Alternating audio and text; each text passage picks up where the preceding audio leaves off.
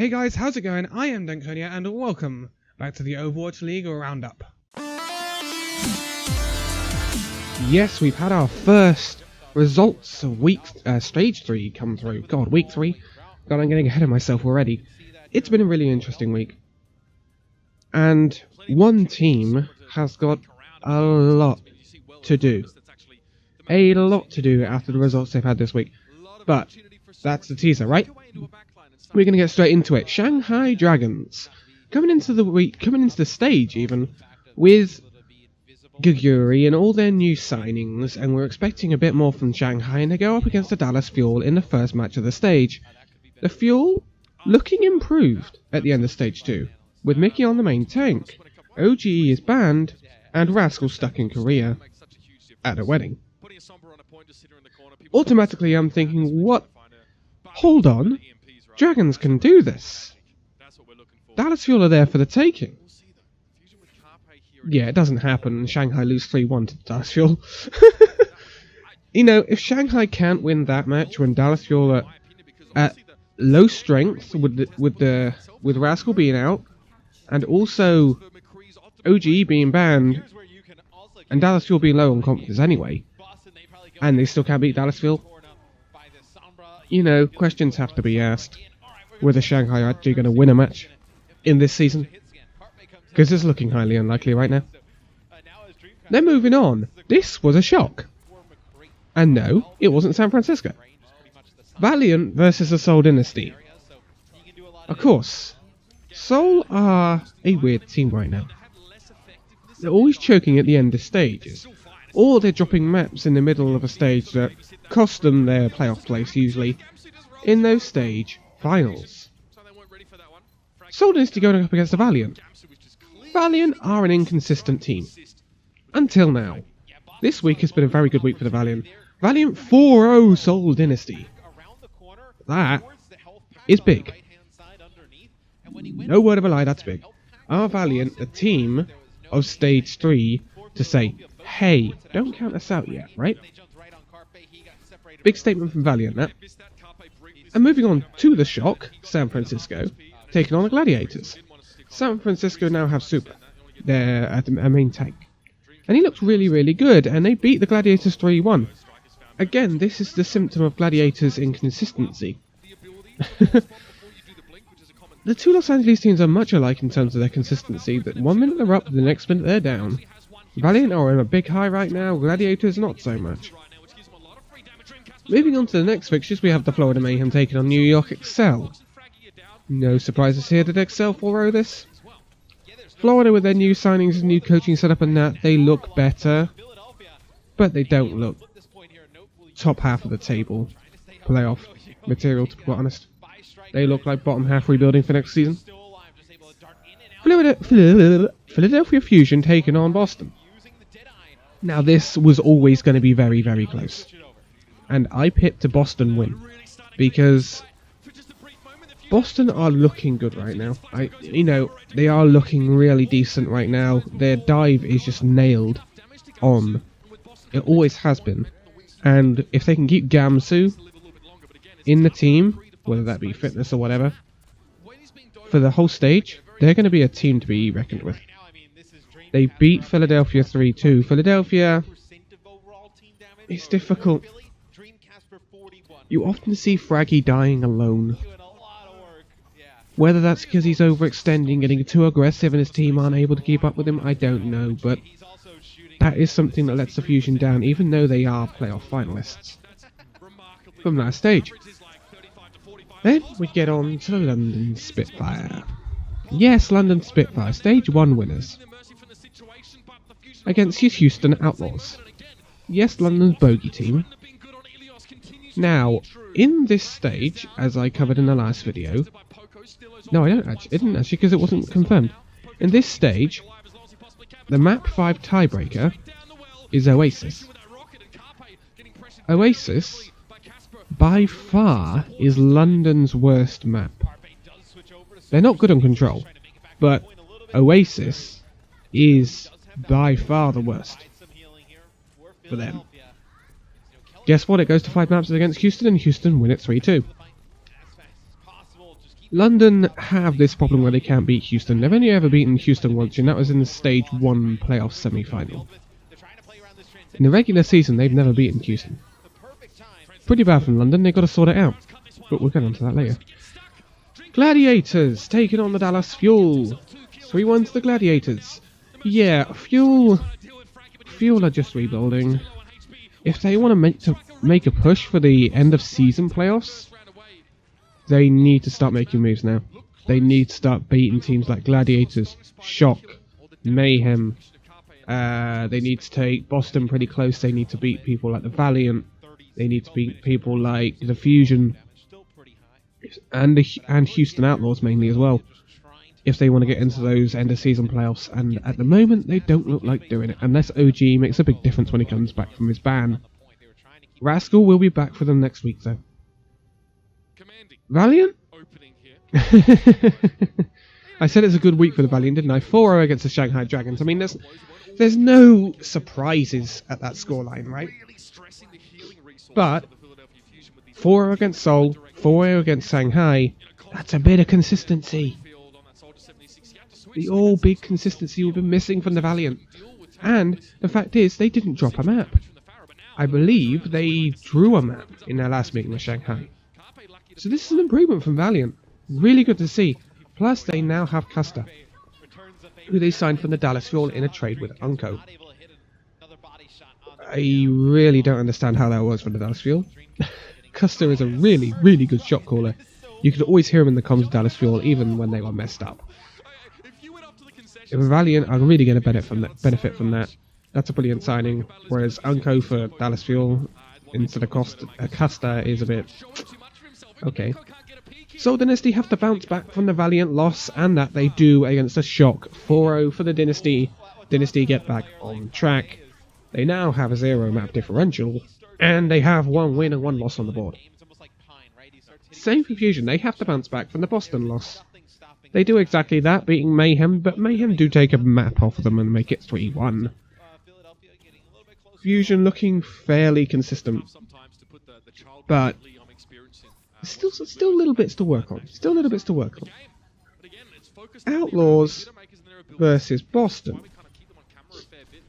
Both having won their previous matches, but Outlaws have beaten Spitfire, whereas Boston beat Fusion. How you compare Fusion and Spitfire right now, I don't know. I'll do that after the next fixture. Do that after the next fixture, because the next fixture is pretty big and Spitfire's weak. Outlaws couldn't compete with Boston. 4-0 to Boston. This is a statement from Boston saying, hey, we want to be in those stage playoffs. We want to be there. Boston have made big moves. Just these two wins alone has made big moves for Boston.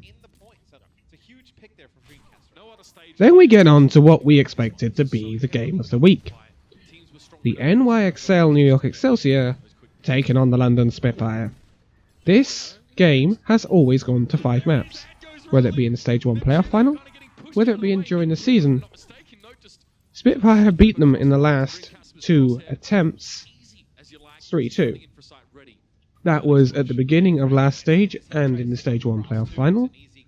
And then New York Excel beat them 3-2 in Stage 1. At the end of Stage 1. It was the game before. Yeah, it was that funny clump of fixtures for London Spitfire before the playoffs. Excel beat London Spitfire. But they don't just beat them, they 4-0 them. This is, I think, a bigger shock than the Valiant game. Because London have always been very competitive in their games. They've never been wiped. Clean off the board. In that game, they did. London looked bad. For the first time this season, they looked bad. They were all over the place. Birdring didn't look confident in himself and in his ability. And the problem is, if Birdring doesn't feel confident, then who do you bring in to replace him? When Pine wasn't up to playing for NYXL, they could bring in either Libero or Sabiobi, and Pine was like, he was kind of a sub player anyway. With London, if Birdwing isn't performing, you bring in Hureg. Hureg, he's just not up to the mark. He's like, in my opinion, Florida Mayhem level. If that. London are lacking a third DPS player that could replace the DPS players they got, because Prophet and Birdwing, when they play well, are insane. And Prophet wasn't playing that bad, but he can't carry a team the same as Jester can't carry, or Fury can't carry, or Huyo can't carry. They have to work as a team, and it really didn't work. Excel were good, as they always are, but London have got some problems. This week, they've gone 0-2. For the first time, I believe, they've never lost 2 games in a week. Big problems, and this kind of moves me on now, because we look at the standings. And we obviously have Excel and Valiant on top, both with 4-0s this week. Boston take up that 3rd spot. Boston looking pretty good. The only other team with a 2-0 record. Then you have Philadelphia in 4th with a better differential. Then you have Seoul, Dallas, and Gladiators in 5th joint. And then 8th Shock, 9th Outlaws, 10th Spitfire. I can't even believe I'm saying that, dude. 11th, well, joint 11th, Florida and Shanghai.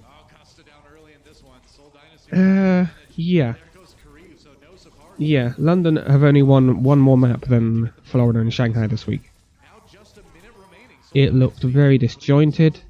It looked... Because obviously I could see the player counts, and it just didn't look... They didn't look confident. They're like second guessing themselves. It's not the London we're used to. And next week's going to be big for London. It really is. So that makes a big difference to the way the standings are working out.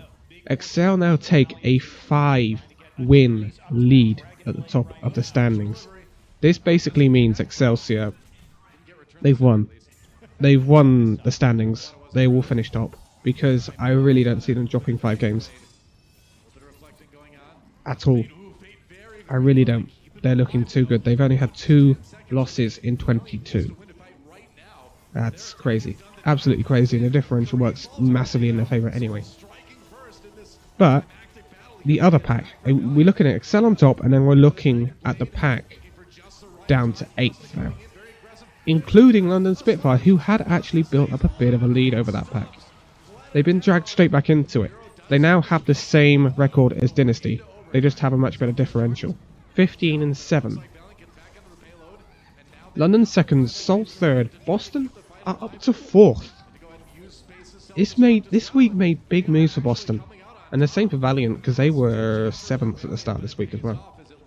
Philadelphia 5th, dropping after the loss to Boston. Valiant 6th, Houston 7th, Gladiators 8th. As you were at the bottom 4.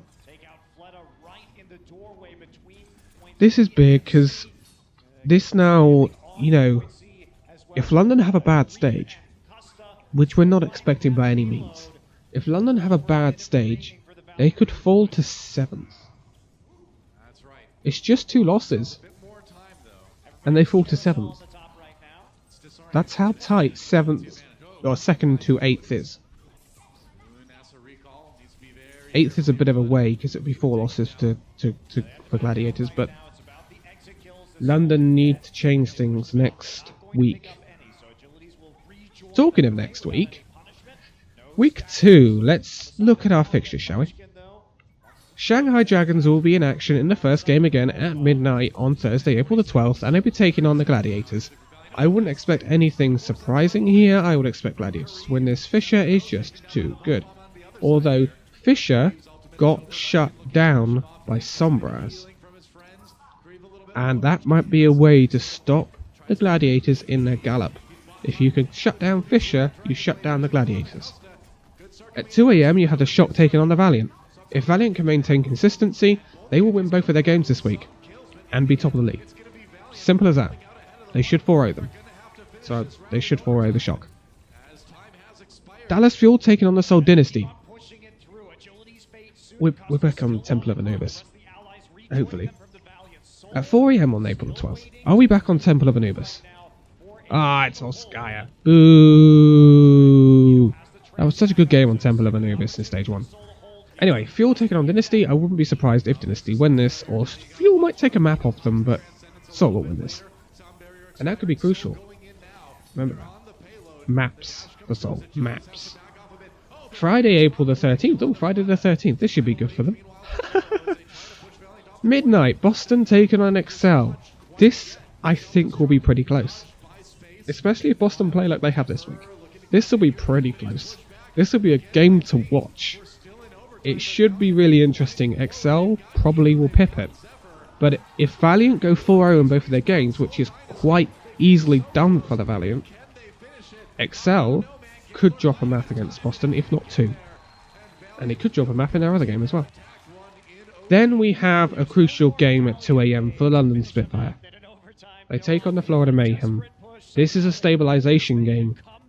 They need to win it. And they need to win it 4-0. Simples. They need to start picking up maps. Badly. Yeah. Simple as that. If they lose to Florida, this spells possibly massive trouble for Spitfire. Massive. If they lose to Florida. But I'm not expecting it. I'm expecting a London win. 4 AM, you had the Fusion taking on the Outlaws. Fusion win for this one, I think. Houston are London's bogey team. They picked up the win against London, and then Houston just got wiped by Boston. Whether that says that Boston are really good, or whether Houston are just coming back from Stage 2, they're like not quite competing like they were in Stage 1. I'd expect a Fusion win here nonetheless. On midnight on the Saturday, we have the Valiant taking on the Fuel, and this is what I'm saying. It's quite easy for Valiant to win both of the games, but not only to win them, to 4-0 them. And if Valiant do that, they're going to put themselves in an incredible position for the stage playoffs. An incredible position. And even the seasonal playoffs. I would expect a Valiant win there. Shock taking on the Dragons at 2 AM. This is big, simply because this is big for the Dragons. They need to win these sorts of games if they're going to start getting on the board. It's a game they need to win, but I think Shock will win it. I think Super's looking pretty good for the Shock, even though they did get 4-0 by Seoul. Talking of Seoul, 4 AM, taking on the Gladiators. Gladiators might take a map, but Seoul will win it. Seoul will win it. At 9 PM that day GMT though, this is where it gets sticky for London Spitfire. Because they take on Philadelphia. The people who beat them in the Stage 2 semi-final. If they lose to Florida, they most likely lose to Philadelphia. If they lose their games this week, coming up, they will not be in the stage playoffs. Simple as that. And they will be down in probably 6th, 7th place in the overall standings. This week is crucial for London Spitfire to gain some traction. They need to win those 2 games, or they are in deep, deep trouble. Moving on. 11 PM we have the Excel taking on the Outlaws. This is a game where Houston could make it quite close. They could take maps off Excel, but Excel will win it. I mean, I don't see anyone who can beat Excel right now unless it's like a freak thing. And you know, a freak thing like Philadelphia in Stage 1. I mean, when London beat Excel in Stage 2, Arc was missing. A crucial part of that lineup. So, who can stop Excel? Who can stop Excel? We thought Seoul would be unstoppable, and it turns out that it's going to be Excel. The underdog Korean team, as they were kind of labelled. Lastly, at 1 AM we have Florida Mayhem taking on the Boston Uprising. No surprises here if Boston win this. No surprises here if Boston 4-0 it. And, you know, if they take a map off Excel, And 4-0 the Florida Mayhem. It's been a good week for Boston. Can't argue with that. And I think Boston and Valiant are going to be your two American teams to look out for this stage. Looking very good. But that next week is going to be a crucial week for Spitfire. And yeah, it's improvements needed. Definitely. I think they lack a substitute DPS player that's at a good level. And I think they need to stop chopping and changing their roster. Because what's the thing about Excel? What makes Excel so good? They don't have a 12-man roster. They don't even have an 11 or a 10-man roster. They have an 8-man roster? And they play the same players. Over and over again. And people say, well, they get tired, they get knackered. Well, has it affected them so far? At the moment, it's working phenomenally for them because they play together every single game. They know each other inside out. And everything just clicks. They know where each other are going to be at what stage, at the same time, whatever. And this is what makes Excel so good. It's all very good being mechanically good. A lot of the players in the Overwatch League are mechanically good anyway. And as the commentators, the casters said, again, for the London Spitfire, individually, they are phenomenal players. Phenomenal. The best in the league. Birdwing, Prophet, they are the best in the league in terms of DPS. Right? I don't think you get a better DPS duo, apart from perhaps Sabiobi and Libero. But they've got to work as a team. That is something Excelsior excel at. Oh, man, why did I do that? Spitfire didn't look like a team this week.